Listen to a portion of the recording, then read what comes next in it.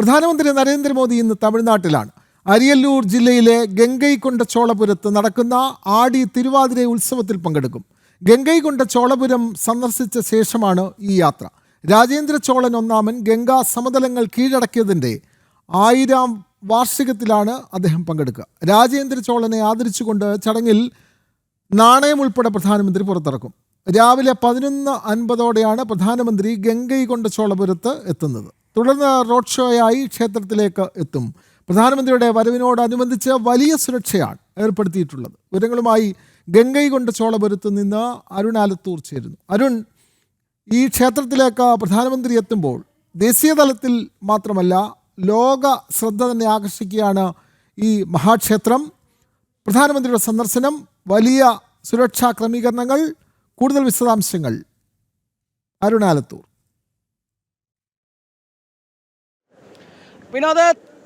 വിനോദ തീർച്ചയായിട്ടും ഗംഗൈകൊണ്ട ചോളപുരവും അതുപോലെ തന്നെ ചോള രാജാക്കന്മാരുമൊക്കെ ദേശീയ ശ്രദ്ധയ്ക്കും ഒപ്പം ലോക ശ്രദ്ധയ്ക്കും എത്തിക്കുന്നതിന് വേണ്ടി തന്നെയാണ് രാജ്യത്തിൻ്റെ പ്രധാനമന്ത്രി ഇപ്പോൾ ഈ നാട്ടിലേക്ക് എത്തുന്നത്. ഇപ്പോൾ അദ്ദേഹം എത്തുന്നതിനോടനുബന്ധിച്ചുള്ള ഒരുക്കങ്ങളൊക്കെ അവസാന ഘട്ടത്തിലാണ്. നമുക്ക് ദൃശ്യങ്ങളിൽ കാണാൻ സാധിക്കും. ഉദ്യോഗസ്ഥരൊക്കെ അവസാനഘട്ട സുരക്ഷാ ക്രമീകരണങ്ങളും മറ്റുമൊക്കെ പരിശോധിച്ചു കൊണ്ടിരിക്കുകയാണ്. ഏതായാലും രാജ്യത്തിൻ്റെ പ്രധാനമന്ത്രി എത്തുന്ന ഈ ക്ഷേത്രം എന്നുള്ളത് വളരെ പ്രധാനപ്പെട്ട ക്ഷേത്രമാണ്. തമിഴ്നാടിനെ സംബന്ധിച്ചിടത്തോളം തമിഴ്നാടിൻ്റെ പാരമ്പര്യം, അവരുടെ ആ തമിഴ്നാട്ടിലെ ചോള രാജാവിൻ്റെ ആ സംസ്കാരം, ചോള ചക്രവർത്തിമാരുടെ ഭരണം, ഇതെല്ലാം വിളിച്ചോതുന്ന ആ പാരമ്പര്യവും പண்பாടുമൊക്കെ വിളിച്ചോതുന്നതാണ് ഈ ഒരു ക്ഷേത്രം എന്നുള്ളതാണ്. നമുക്കറിയാം, ഈ തഞ്ചാവൂരിലുള്ള ബൃഹദേശ്വര ക്ഷേത്രം രാജരാജ ചോഴൻ നിർമ്മിച്ചതാണ്. ആ രാജരാജ ചോഴൻ നിർമ്മിച്ച ബൃഹദേശ്വര ക്ഷേത്രത്തിനെ പോലെ തന്നെ വളരെ പ്രധാനപ്പെട്ട ഒന്നാണ് അദ്ദേഹത്തിൻ്റെ മകനായ രാജേന്ദ്ര ചോഴൻ നിർമ്മിച്ച ഈ ഗംഗൈകൊണ്ട ചോളപുരത്തെ ഈ ക്ഷേത്രം എന്നുള്ളതാണ്.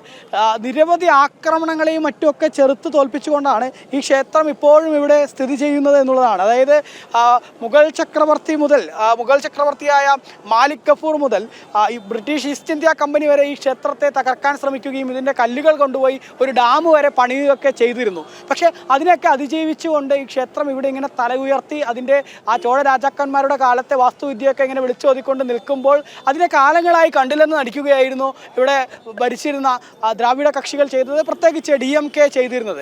ഏതായാലും ഈ സാഹചര്യത്തിലാണ് ആടിത്തിരുവാതിര ഫെസ്റ്റിവൽ അല്ലെങ്കിൽ ആടിത്തിരുവാതിര ഉത്സവം എന്ന പരിപാടിയിൽ പങ്കെടുക്കുന്നതിന് വേണ്ടി രാജ്യത്തിൻ്റെ പ്രധാനമന്ത്രി ഇവിടേക്ക് എത്തുന്നത് എന്നുള്ളതാണ്. ഈ ആടിത്തിരുവാതിര ഉത്സവം എന്നുള്ളത് ഈ രാജേന്ദ്ര ചോഴൻ അദ്ദേഹത്തിൻ്റെ ജന്മദിനമാണ് എന്നുള്ളതാണ് ഒരു കാര്യം. രണ്ട്, ആടിത്തിരുവാതിര ഉത്സവം എന്നുള്ളത് രാജേന്ദ്ര ചോഴൻ ഗംഗാ സമതലങ്ങൾ കീഴടക്കിയതിൻ്റെ 1000ാമത്തെ വാർഷികമാണെന്നുള്ളതാണ്.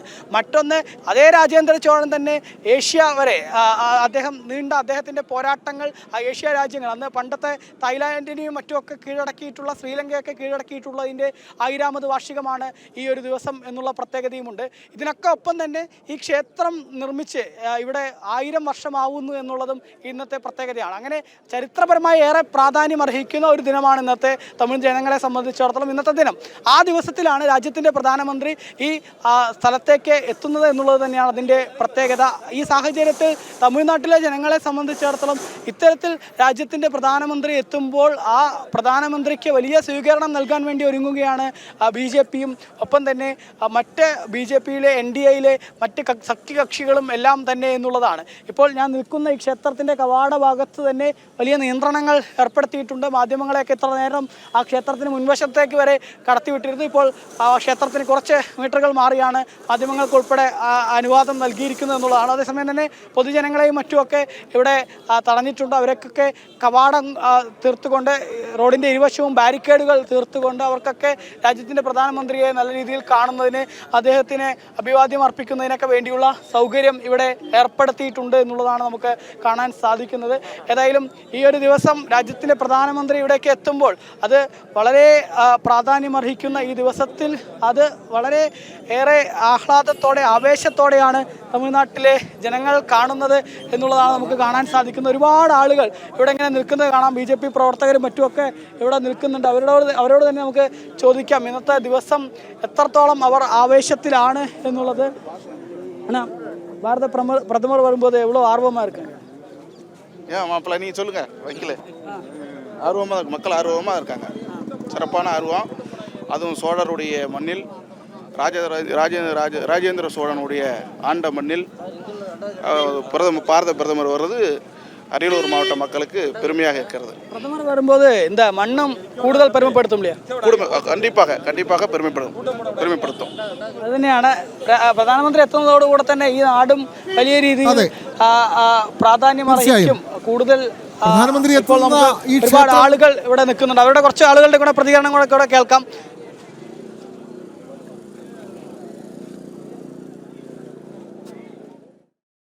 തീർച്ചയായും നമുക്ക് ഏറെ രാഷ്ട്രീയ പ്രാധാന്യമുണ്ട്. പ്രധാനമന്ത്രിയുടെ തമിഴ്നാട് സന്ദർശനത്തിന് ഏറെ രാഷ്ട്രീയ പ്രാധാന്യമുണ്ട്. ഡൽഹിയിൽ നിന്ന് ശ്രീകാന്ത് കൂടി ചേരുന്നു.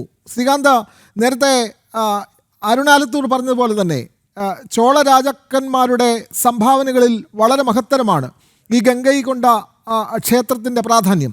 അപ്പോൾ തീർച്ചയായും നമുക്കറിയാം ചോള രാജവംശം അത് മുഗൾ രാജവംശത്തിനെതിരെ നടത്തിയ പോരാട്ടം, അത്തരത്തിൽ വൈദേശിക അധിനിവേശത്തിനെതിരെ ചെറുത്ത് നിന്ന ഒരു സംസ്കാരമാണ് തമിഴ്നാടിനുള്ളത്. തമിഴ്നാട് ഒന്നാകെ ഈ ചോള രാജാക്കന്മാരുടെ ക്ഷേത്രങ്ങളാൽ ഏറെ സമ്പന്നവുമാണ്. അത്തരത്തിൽ നിരവധി രാഷ്ട്രീയ പ്രാധാന്യമുണ്ട് പ്രധാനമന്ത്രിയുടെ ഈ തമിഴ്നാട് സന്ദർശനം, പ്രത്യേകിച്ചും തഞ്ചാവൂരിലേക്കുള്ള അദ്ദേഹത്തിൻ്റെ വരവ്.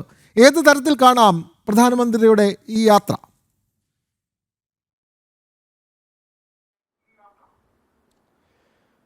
വിനോദ്, പ്രധാനമന്ത്രിയുടെ തമിഴ്നാട് സന്ദർശനം ഇതിനോടകം തന്നെ വലിയ ദേശീയ ശ്രദ്ധ ആകർഷിച്ചു കഴിഞ്ഞ സംഭവമാണ്. കാരണം ഒട്ടനവധി വിഷയങ്ങൾ പ്രധാനമന്ത്രിയുടെ ഈ സന്ദർശനത്തിൽ ചർച്ചയാകുന്നുണ്ട്. അത് ഒന്നാമത്തേത് തമിഴ് സ്വത്വവും അതോടൊപ്പം തന്നെ തമിഴ് സംസ്കാരവുമായി ബന്ധപ്പെട്ടും തമിഴ് ഭാഷയുമായി ബന്ധപ്പെട്ടുമൊക്കെ നിലനിന്നിരുന്ന വിവാദങ്ങൾക്ക് ഇതോടുകൂടി അവസാനമാകുന്നു എന്നുള്ളതാണ് ഒന്നാമത്തെ കാര്യം.